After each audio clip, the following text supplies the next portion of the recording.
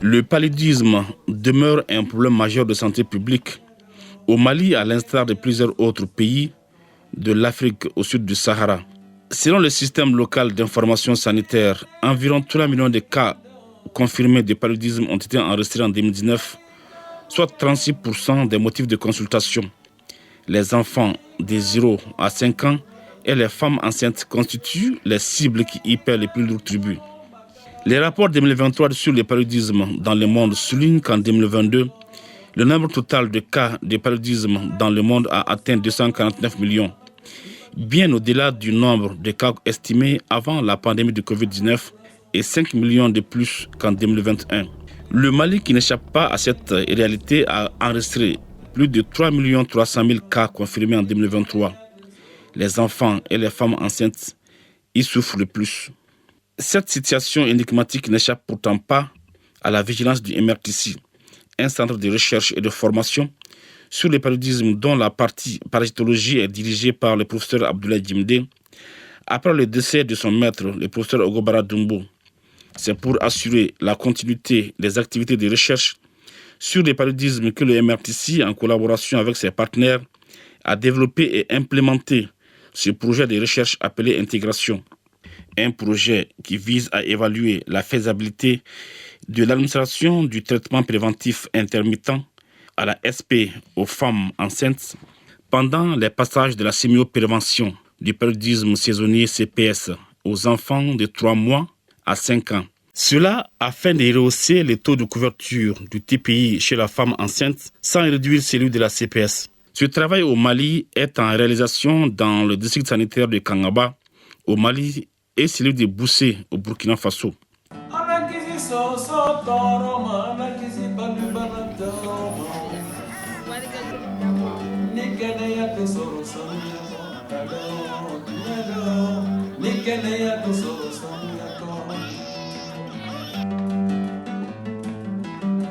Kangaba, le 20 octobre 2023, une localité située à moins de 90 km de Bamako.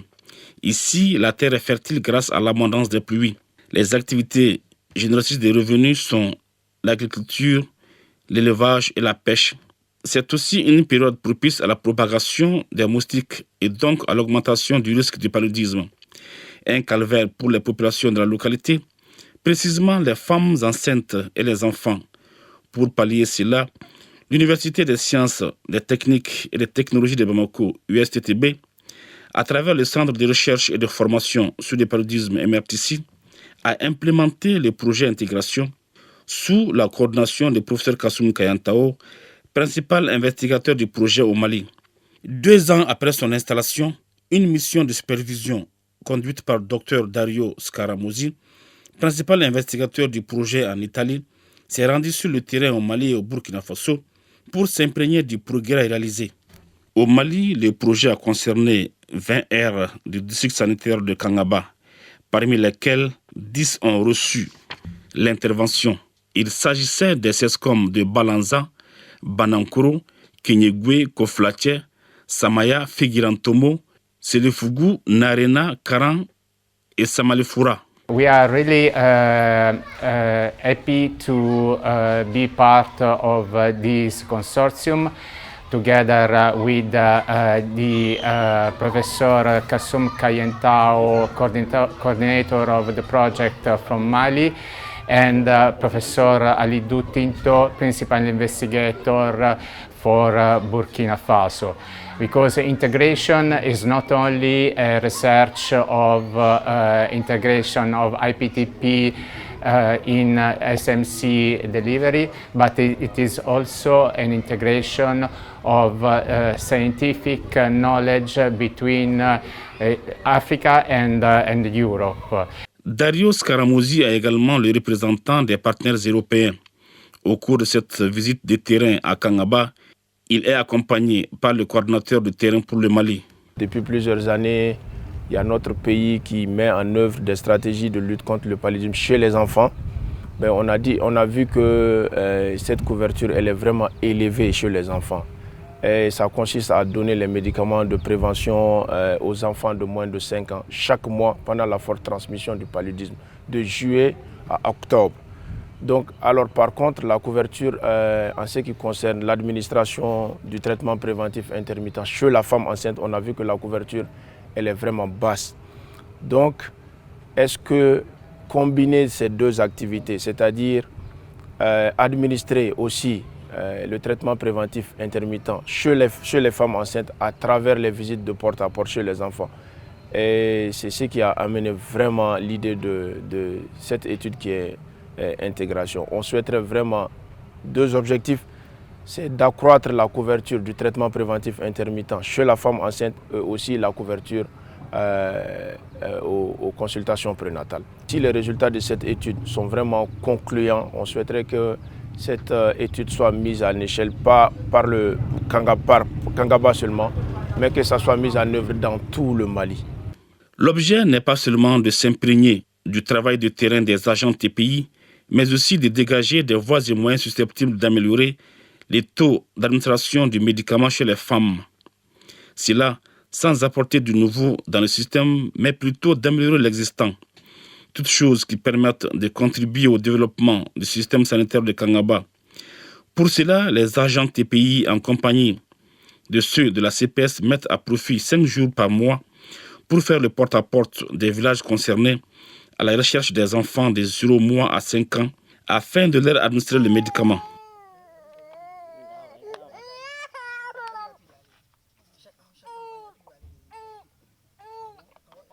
Après avoir identifié les femmes dans la communauté, donc je suis chargé d'enregistrer leurs données dans la tablette.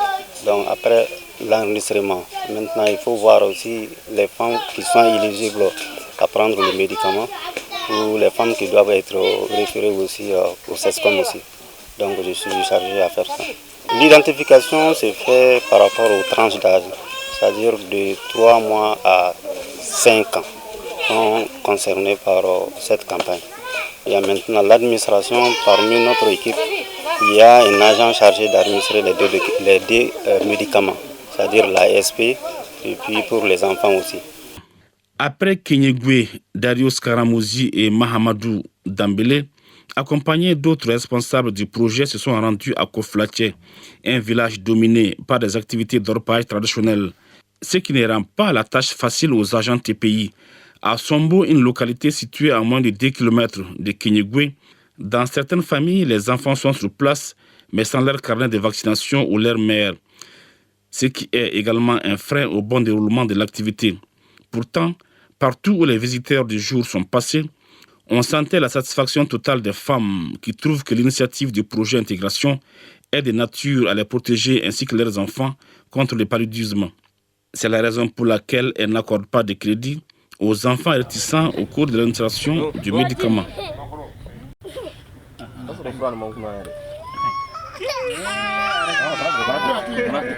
Le paludisme est une maladie très fréquente, c'est nous ici, et qui s'applique très généralement en mois de juillet, août, octobre, septembre comme ça.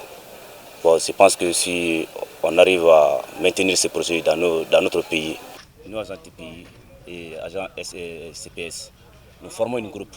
On marche ensemble pour faciliter le travail. Parce que nous, agents TPI, on s'occupe des femmes enceintes.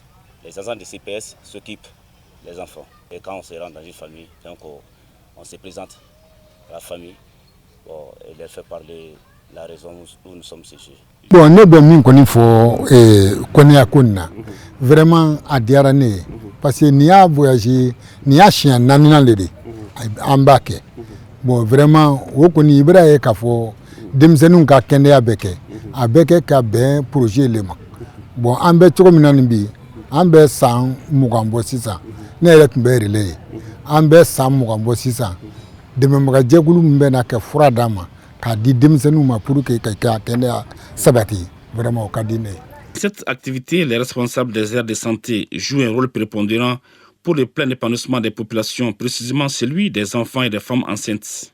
La visite de l'ARS en éco, je suis très ravi de leur visite, vu l'importance de l'étude. Donc, quand les chefs se déplacent dans le lieu, Donc ça nous rassure et ça rassure tout le monde. Moi, mon rôle, c'est l'organisateur. Je suis organisateur dans mon centre. Donc avec, c'est-à-dire que ce soit sur le terrain ou dans les centres, je veille sur la qualité des données. Donc j'organise ça le mot donc pour la bonne tenue des activités. J'ai senti beaucoup d'amélioration sur le terrain parce que les cas de palu, tout le monde sait très bien que le palu a beaucoup de conséquences sur la grossesse. Donc une fois que la dame est bien prévenue de cette maladie, donc on enregistre moins de cas. Le projet est venu chez nous pour nous favoriser en même temps et améliorer nos tâches. Pourquoi? Parce que dire une sage-femme, ce sont les femmes en état de grossesse. Les femmes en état de grossesse, leur prévention, ça nous préoccupe très franchement. Donc, de ce fait, nous, on est très ravis de voir ce projet-là auprès de nous, très ravis de voir ce projet-là à côté de nous, très ravis de voir ce projet-là avec nous, dont on va travailler ensemble. Et puis, ce projet s'est installé chez nous. Les femmes viennent avec leur carte rouge collée, agrafée sur la carte personnelle, comme ça.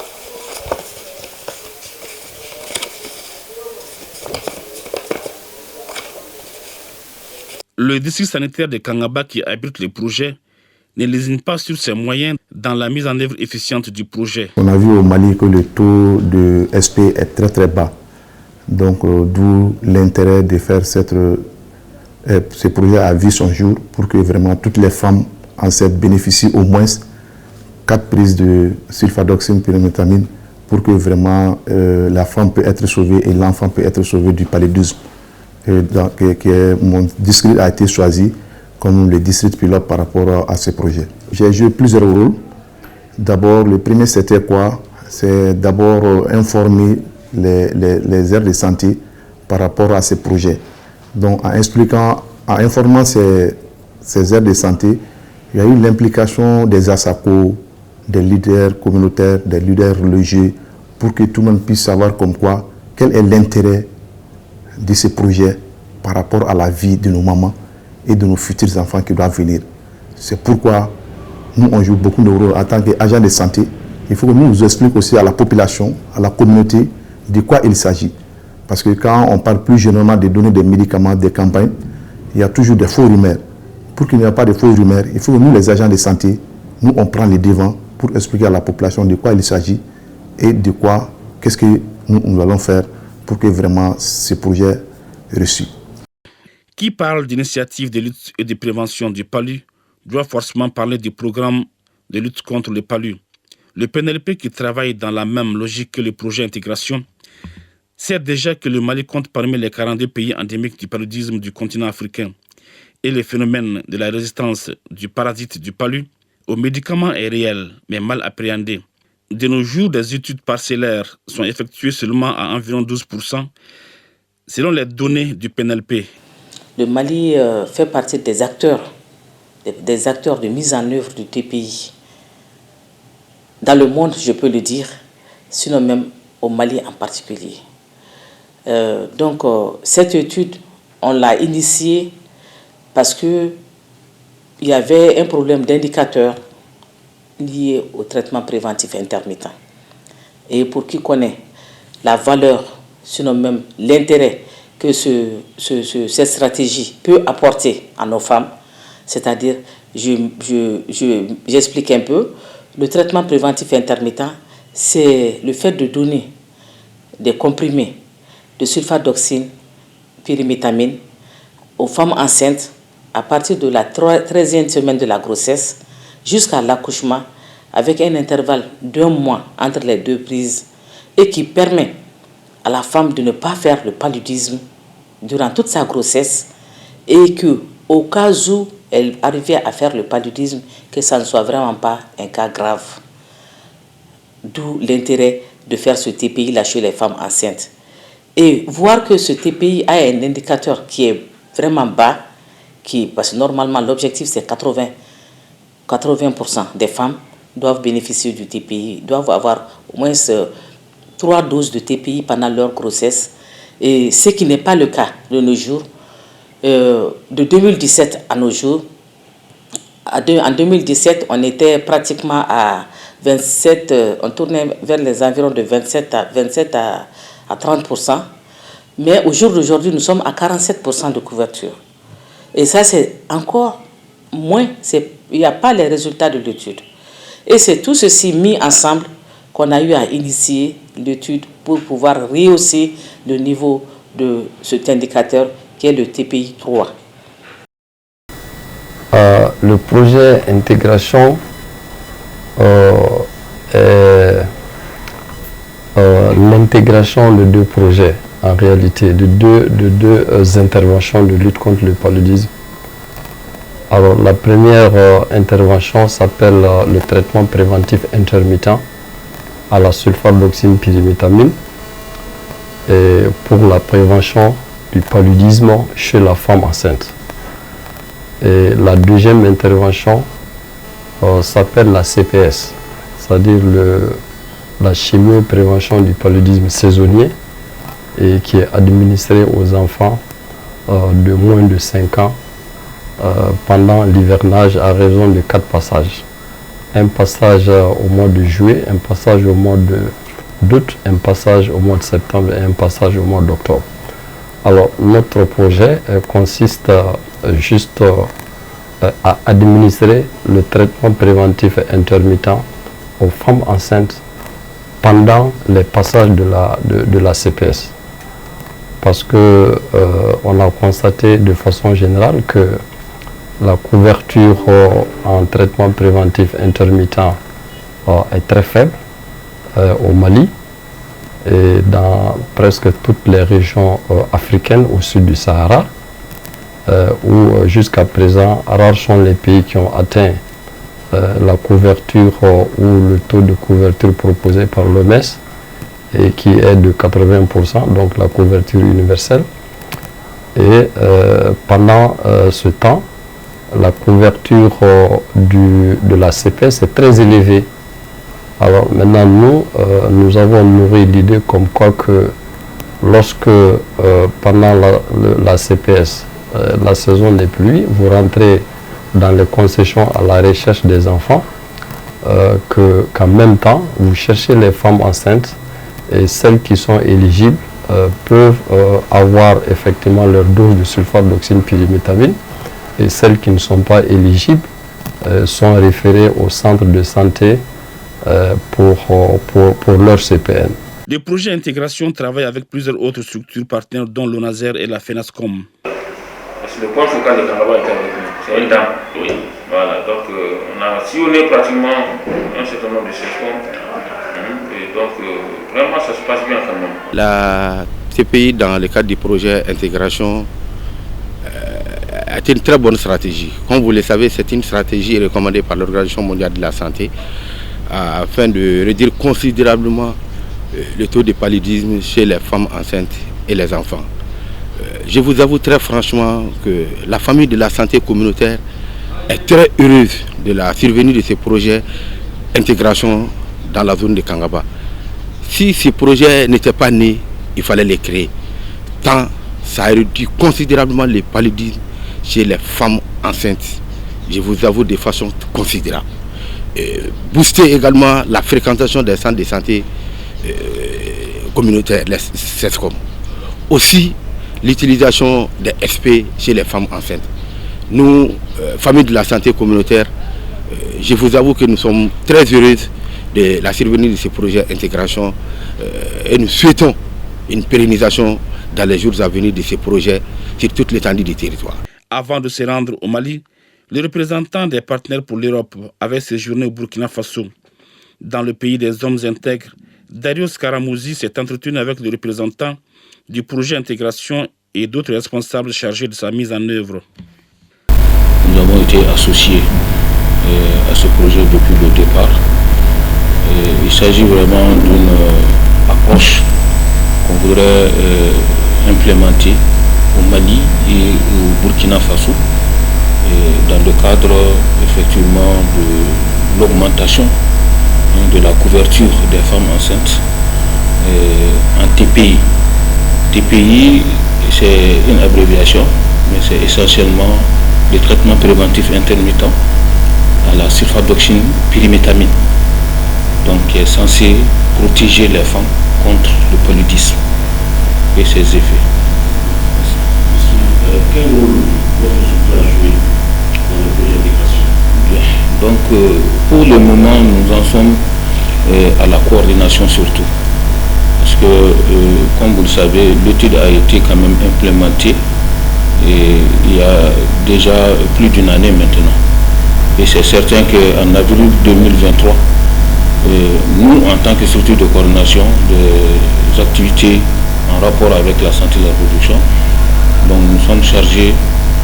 D'habitude, c'est une équipe de 2 personnes qui se déplacent de porte en porte pour administrer la chimioprévention du paludisme saisonnier aux enfants de moins de 5 ans.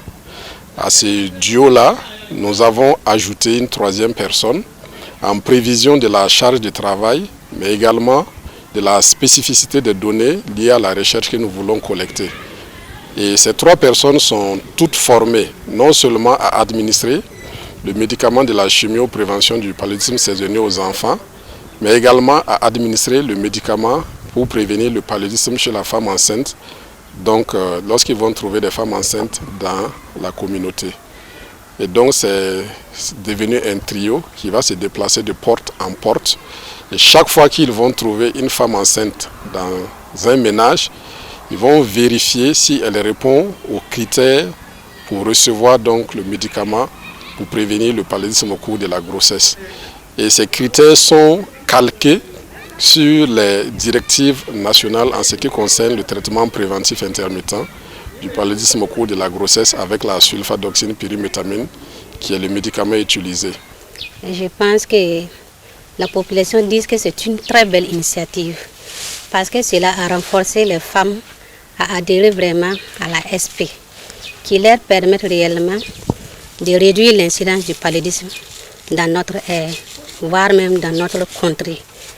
Et aussi, les femmes également acceptent de prendre, puisqu'ils ont su l'importance même de la prise de la SP. Et donc, elles adhèrent toutes sans exception. Tout comme le Burkina Faso, le séjour burkinabé a été bénéfique pour les représentants des partenaires techniques et financiers européens. L'étude se passe très bien dans la formation sanitaire, surtout qu'au début, nous avons eu l'adhésion de toutes les communautés. Et en plus de cela, aujourd'hui, nous trouvons qu'on a pu couvrir presque toute la formation sanitaire.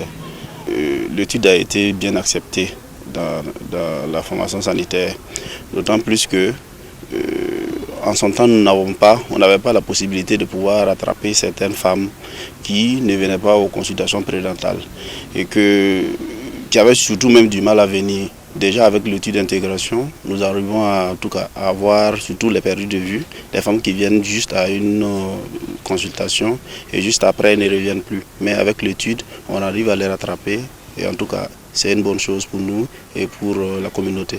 Les agents communautaires vont passer dans les communautés pour donner le traitement préventif.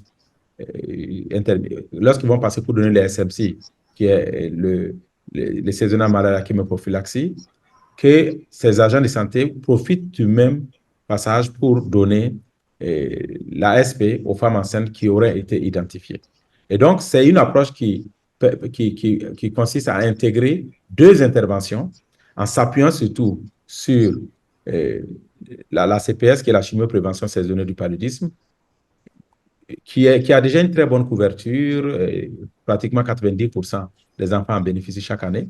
Donc, c'est de s'adosser et tirer profit justement de cette grande couverture pour donner aux femmes enceintes dans les communautés leur SP pour prévenir le paludisme chez les femmes enceintes. Mon rôle dans ce projet intégration, je suis le principal investigateur de l'étude au Burkina parce que, comme vous savez, il y a 2 sites. Il y a un site qui se trouve au Mali et il y a un site qui se trouve au Burkina. Au Mali, c'est le professeur Kassoum Kayentao qui est en même temps le coordinateur du consortium, qui est le principal investigateur. Et moi, je m'occupe du site de Burkina. Ça veut dire qu'en tant que principal investigateur, j'ai la responsabilité de m'assurer que l'étude est conduite selon le protocole, mais également en respectant les principes de bonne pratique clinique et d'éthique.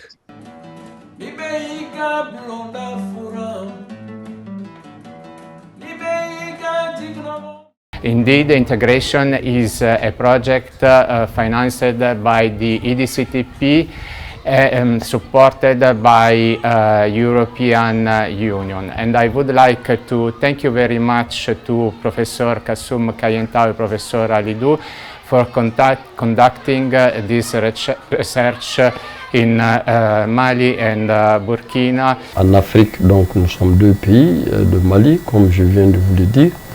Et il y a aussi le Burkina, qui est représenté par le Centre national de la recherche scientifique et technologique, le CNRST, et notamment l'Institut de recherche en sciences de la santé, l'IRS. Et notre représentant là-bas, c'est le professeur Alidou Tinto. Alors, donc ça, c'est les deux pays africains. Maintenant, nous avons aussi 3 pays européens, notamment la France, où nous travaillons avec l'Institut de recherche pour le développement, l'IRD, avec notre homologue Valérie Briand.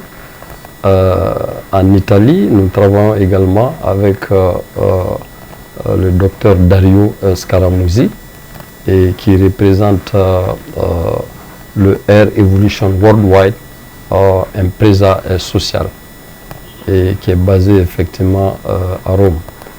Et en Angleterre, nous travaillons aussi avec l'université de médecine tropicale de Liverpool, où notre représentant là-bas s'appelle le docteur Jenny Hill. Donc c'est un consortium de 5 pays, dont 2 Africains et 3 Européens.